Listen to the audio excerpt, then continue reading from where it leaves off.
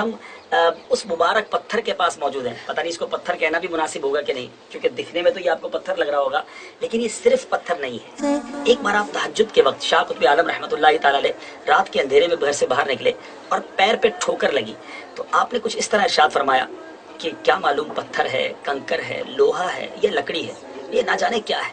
یہ کہہ کر آپ تو نماز کے لیے تشریف لے گئے، مگر جس چیز سے آپ کو ٹھوکر لگی تھی، جس پتھر یا جس زمین کے اس حصے سے آپ کے قدم لگے تھے، اور آپ نے یہ زبان سے 5 جملے ادا کیے. عجیب و غریب بات یہ میرے میٹھے اسلامی بھائیوں کہ یہ بتایا جاتا ہے کہ یہ 5 چیزیں، جی ہاں 4 چیزیں تو سمجھ آتی ہیں، کنکر، پتھر، لوہا یا لکڑی، لیکن 5ویں چیز نہ جانے کیا ہے وہ بھی اس میں موجود ہے. یہاں سے سنا ہے کہ انگریز لیبارٹری کے لیے یہ پیس بھی نکال کے لے گئے اور اب تک لیبارٹری نہیں بتا سکی ہے کہ نہ جانے کیا ہے. تو یہ اللہ والوں کی شان ہوتی ہے کہ ان کی زبان سے نکلا تو رب نے ویسا ہی فرما دیا. اچھا، ایک اور بڑی خوبصورت بات یہاں مشہور ہے کہ اگر کوئی دل میں تمنا ہے اور اگر اس پتھر کو اٹھایا جائے تو تمنا اگر پوری ہونی ہے تو یہ پتھر آسانی سے اٹھ جاتا ہے، اور اگر نہیں ہونی تو یہ پتھر نہیں اٹھتا. مجھے بتا رہے تھے اسلامی بھائی کہ 10-12 سال کا بچہ اپنے والد صاحب کے ساتھ یہاں آیا، بچے سے یہ پتھر آسانی سے اٹھ گیا، والد صاحب نہ اٹھا سکے. بہرحال یہ عجیب و غریب ضرور لگ رہا ہوگا آپ کو، لیکن یہ زندہ حقیقت ہے اور ہم یہاں موجود ہیں. اب آئیے کچھ نیتوں کے ساتھ میں بھی اٹھانے کی کوشش کرتا ہوں اور دیکھتے ہیں یہ پتھر اٹھتا ہے کہ نہیں. پہلے میں ویسے ہی اس پتھر کو پک کرنے کی کوشش کرتا ہوں کہ اس کا وزن کتنا ہے اور کیا یہ آسانی سے اٹھتا ہے یا نہیں. بسم اللہ الرحمن الرحیم. اللہ والوں سے ہے جو وابستہ، تقریباً میرا خیال ہے نہیں، مجھ سے تو نہیں اٹھ رہا. اب اپروکس جو ہے یہ شاید جس کو کہیں کہ 30-35 کلو اس کا وزن ہوگا. اور اب چلیں کچھ نیت کرتے ہیں. اللہ والوں سے ہے جو وابستہ، ہے مقامات مقدسہ. اللہ والوں سے ہے جو وابستہ. ایک تمنا کی میں نے اور اس سے وہ پتھر الحمدللہ اٹھ گیا. دوسری التجا کی اور جو دل میں خواہش تھی وہ پتھر نہیں اٹھا. اب میں تیسری کوشش کرنے جا رہا ہوں. اللہ والوں سے ہے جو وابستہ، ہے مقامات مقدسہ. بتایا گیا کہ اگر یہ اٹھ تو گیا، لیکن جو مشکل سے اٹھتا ہے تو وہ خواہش یا وہ تمنا بھی تھوڑی مشکل سے پوری ہوتی ہے. جائیں گے. وہ سورۃ الاحقاف کے شروع میں آتا ہے نا کہ یہ جن ہستیوں کو پکار رہے ہیں نا ان کو تو پتہ بھی نہیں کہ ان کو پکارا جا رہا ہے، اور قیامت والے دن یہ ہستیاں ان کی دشمن بن جائیں گی اور وہ اللہ کو کہیں گی کہ یا اللہ انہوں نے ہمیں پکارا ہے، ہمارا کوئی قصور نہیں ہے، اور وہ ان سے اعلان برات کر دے گی. یہ ساری آیات میں نے مسئلہ نمبر 121 میں کور کی ہوئی ہے کہ بزرگ خود ہی دشمن بن جائیں گے بزرگوں کے ماننے والوں کے. اس پہ میں نے آیت نقل کی تھی، وہ سورہ الاحقاف کی آیت نمبر 5 اور 6. وَمَنْ أَضَلُّ مِمَّنْ يَدْعُو مِن دُونِ اللَّهِ، اس سے بڑھ کر گمراہ کون ہے جو اللہ کے علاوہ اور ہستیوں کو پکارے. مَن لَا يَسْتَجِيبُ لَهُ يَوْمِ الْقِيَامَةِ، جو قیامت تک اس کی بات نہیں سن سکتی.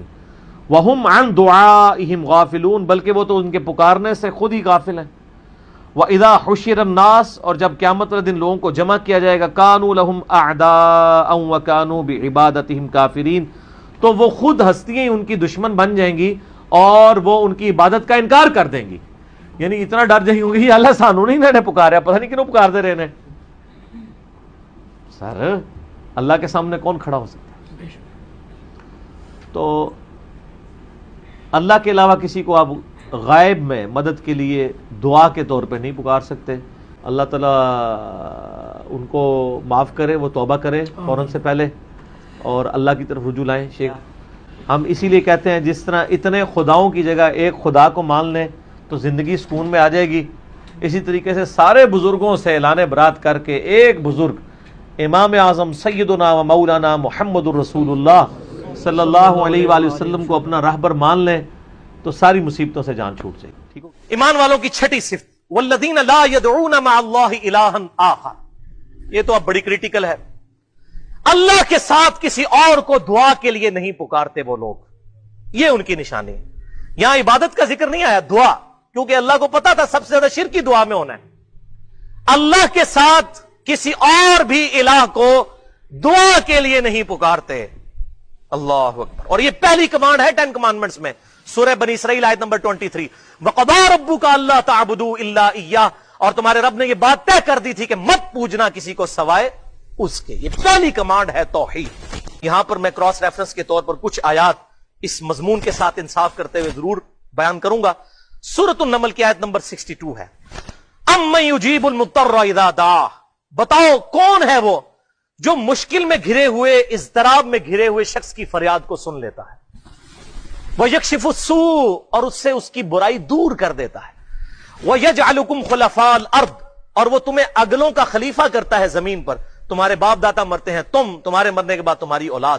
اَإِلَٰهٌ مَّعَ اللَّهِ, کیا اللہ کے ساتھ کوئی اور الہ بھی ہے جو مشکل اور پریشانی میں گھرے ہوئے شخص کی تکلیف کو دور کرتے؟ تو اس میں آیت میں اللہ تعالیٰ نے واضح کہا کہ جس کو مشکل اور پریشانی میں مدد کے لیے پکارا جائے وہ الہ ہے.